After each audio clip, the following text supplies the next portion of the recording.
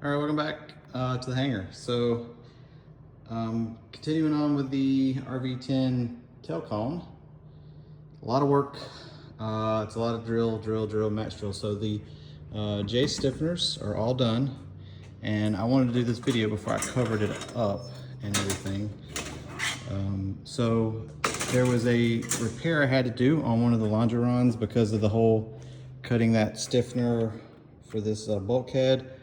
Grabbed the wrong piece. Should have used the short one, but I didn't. So I was about an inch-ish short on one of the longer J stiffeners. So I used the shortest one that I had, and essentially wherever it went, ended about right here. So I just chopped it off halfway between these two bulkheads, between a rivet line, made the extension to where it would run to like it's supposed to. You can kind of see it there. You see the line where I cut them and made two. So, and then I took and cut another J stiffener and ran the length between the two bulkheads, and then I match drilled that on top. So that was something similar to what Vans told the plane lady to do, which is where I got the idea. Well, some people referenced her when I asked on the forums. So that's done. But all the J stiffeners are done. I had to order 200 extra Clecos, and I skipped, as you can see, every other hole on a lot of it. And I still haven't done a lot of the bulkheads on the sides and stuff, but I'll get to that, like all these back here. But I still have a little bit left. Probably won't be enough to do all that, so I'll have to start robbing Peter to pay Paul when I start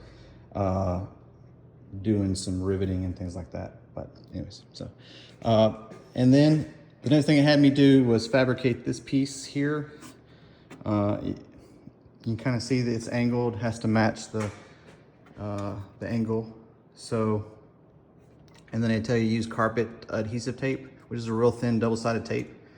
Put it on here temporarily and you just center it up. And I need to go that way, just to the left, just a hair, but it, I'll check that, but it's removable. And then you're gonna take this plate, and this is gonna go over top, which is what I'm kind of at right now. And then this piece is gonna go right here. And then it's gonna get Clecoed and clamped. And I think the next part of we're gonna kind of getting to is drilling all these aluminum J channel that I had to put that bend in, where it comes down and goes, boop, bends down this way, which was an odd bend. So that's where I'm at today. I did put the front bulkhead on yesterday, and this vertical piece, and there were these they're stamped. They're aluminum. They're not like your L stock. These were a stamped kind of thick aluminum. Had all these pre-drilled things for nut plates. This is where your battery is going to go. You've got a bell crank here that goes to your pull or push-pull tube for your elevator. And then if you're going to do a autopilot, you'll mount the autopilot servo here, and if you do a yaw dampening servo, you'll also mount that here as well. So I'm going to do all three. I'm going to go with Earth-X batteries, so I got to get some dimensions for that. I might run two, depending on needs. I got to do some research. Like electrical and the engine is going to be my kryptonite. Wiring, not so much. I can wire, I can do it. I know how they do it, but reading schematics is an issue for me. I was not a wire chaser in the military in my crew chief days. I was the kind of general mechanic, which is why we were allowed to get our AMP, tickets, because we did engines, we did airframe, a little bit of this, a little bit of that, but then the Army started splitting everything out, where you have an engine guy, an electrical guy, an airframe guy, and so some areas have gaps.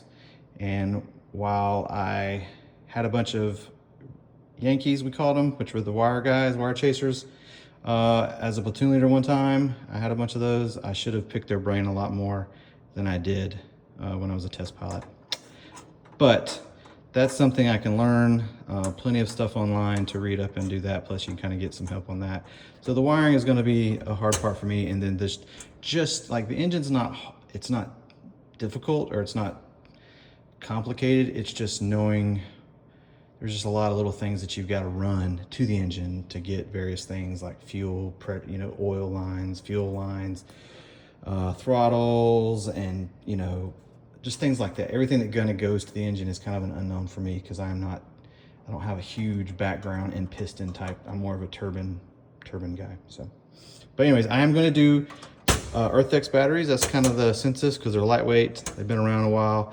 Unless some new kind of battery technology pops up between now and when I'm putting it in here, because that stuff, is continually developed and getting better and better and better. And then the bell crank is kind of, if I remember right, it's in this area. And then I'll have a autopilot servo here that basically has a little arm that goes to that bell crank that's pushing, pulling, and then further back, there'll be the yaw dampening servo. And it kind of ties into your rudder cables.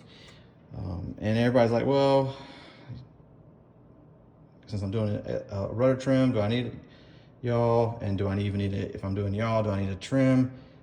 Well, everybody's got an opinion on that, but there's a reason they're kind of not the same. So, so I'm doing both. So anyways, yeah. And then of course the bulkhead.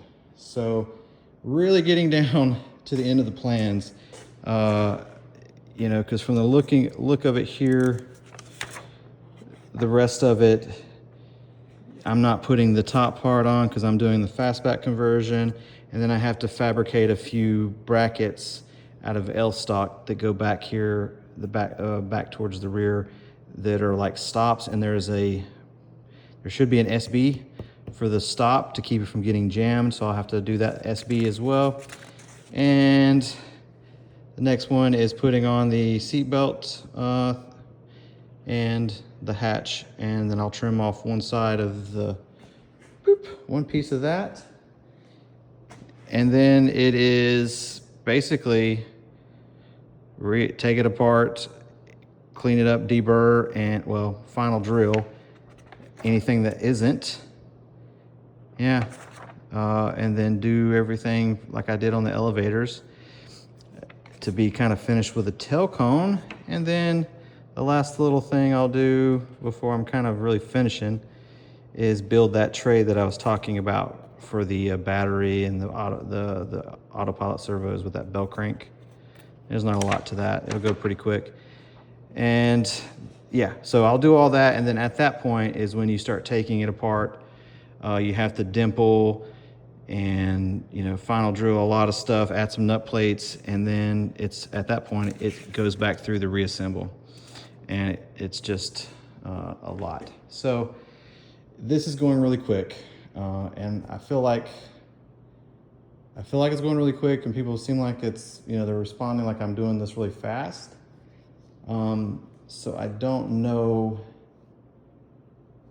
if I'm actually doing it fast or if this is just the part that people don't really, it's like, from what I see is the tail cone goes really fast in general. And then when you get to like the fuselage, it starts slowing way down. And then if you do slow build wings, it really slows down because that's a lot of work, but I'm doing quick build wings.